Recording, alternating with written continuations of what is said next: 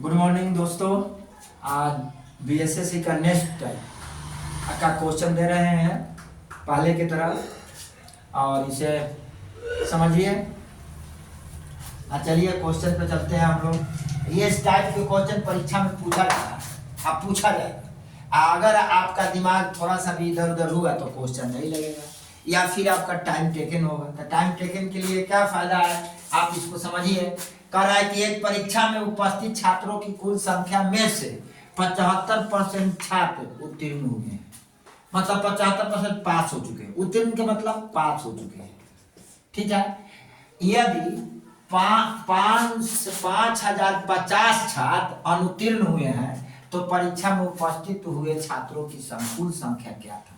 परीक्षा में उपस्थित हुए छात्रों की कुल संख्या मान लेते हैं कि 100% ले लेते हैं। 100% था जिसमें 75% का हुआ उत्तीर्ण हो गया, यानी 75% का हुआ पास हुआ। तो फेल कितना हुआ, ये फेल हो गया आपका 25%। अब 25% कितने के बराबर है, 5050 के।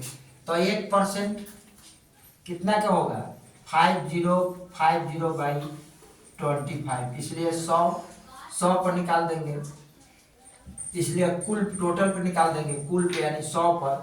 तो क्या हो जाएगा 50 गुने 100 अब बचा में 25 काट दो, 25 चौका 100, इसे गुना कराओ, 0 की 0, 5 की 20 की 0, 2 के 2, 5 का 20, यानी टोटल आपका स्टूडेंट इतना थे। कितने स्टूडेंट थे, इतने स्टूडेंट थे। ओके, देखिए कितना सिंपल है, कोई तुल का मान करना ही नहीं है, सिंपल से में निकल गया, कुछ मानने होने की जरूरत ही नहीं है। नेक्स्ट क्वेश्चन देते हैं। 480 मीटर लंबी एक ट्रेन खड़े हुए एक आदमी को 24 सेकंड में पार कर देती है। तो ट्रेन की चाल क्या है, तो ट्रेन की चाल क्या है, तो चाल निकालिए।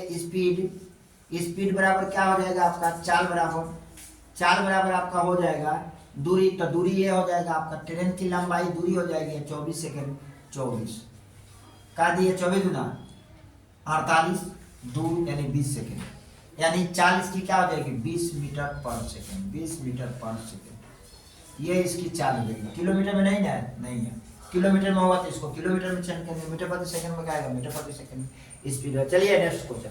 500 रुपया में एक वस्तु को बेचने पर प्राप्त लाभ 400 रुपया में उसी वस्तु को बेचने पर प्राप्त हानि के बराबर है। यदि विक्रय मूल्य 350 रुपया है तो हानि प्रतिशत क्या है। सबसे पहले सीपी लिख लीजिए, लेट कर लीजिए कि सीपी कितना है आपका, तो सीपी मान लीजिए 1 रुपया। 500 रुपया में बेचने पर प्राप्त लाभ हो रहा है, तो सीपी निकालेंगे तो 500 माइनस x, ये आपका हो जाएगा सीपी बराबर, यहाँ निकालते हैं का 400 रुपया में बेचने पर वस्तु का हुए हानि के बराबर। तो x या हानि को इसमें जोड़ दो, अभी आपको कितना मिल जाता है, इसको इधर कर लीजिए तो 500 माइनस 400 कितना हो जाएगा,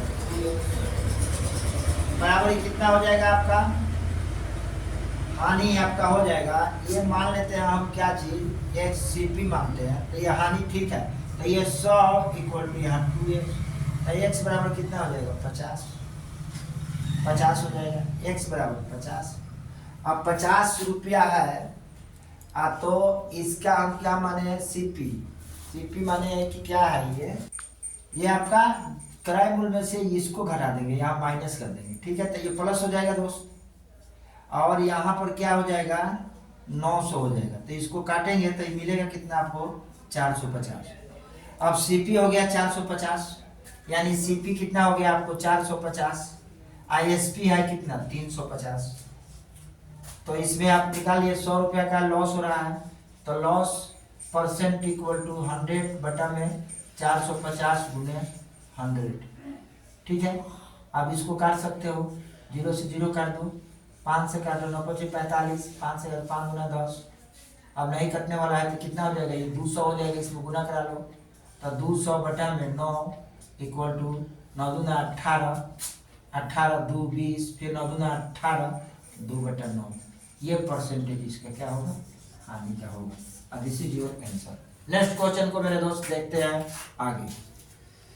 नेक्स्ट क्वेश्चन देखते हैं दोस्त। यदि दो संख्याओं का गुणनफल 216 है तथा उसके वर्गों का योग 468 है तो संख्याओं का योग क्या होगा। मान लीजिए दो संख्या यानी कि x गुने वाई इक्वल टू है 216 एक्स स्क्वायर प्लस वाई।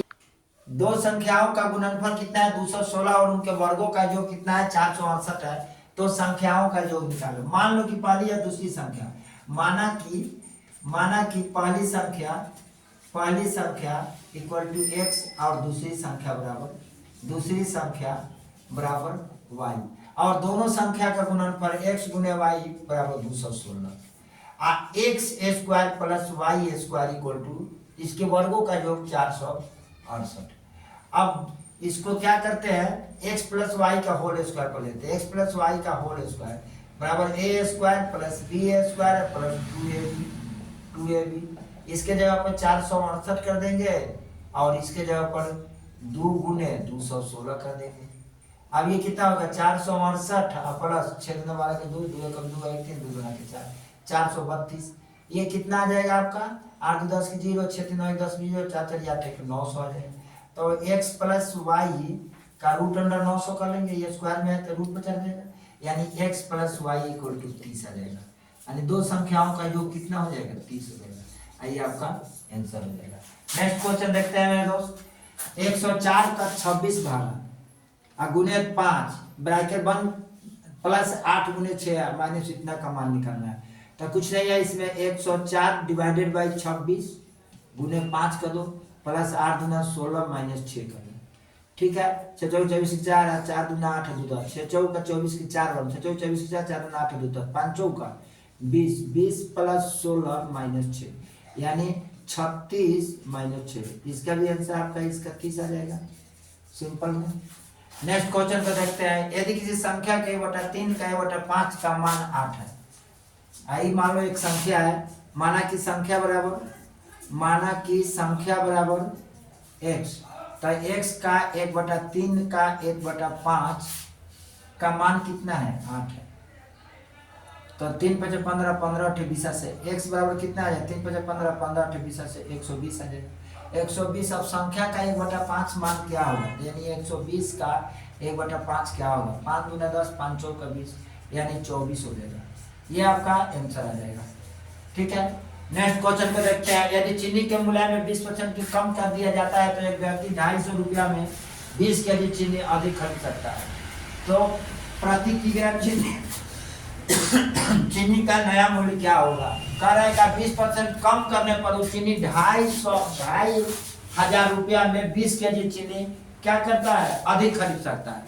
तो इसका क्या होगा कि इसका प्रारंभिक नया मूल्य क्या हो जाएगा। ठीक है नया मूल्य क्या होगा तो नया मूल्य मान लीजिए 100% था तो 100% था 100% तो 20% कम पर कितना केजी 20% कम किसके बराबर हो रहा है 20 केजी की। तो 20% कम हो रहा है तभी तो 20 केजी मिलता है।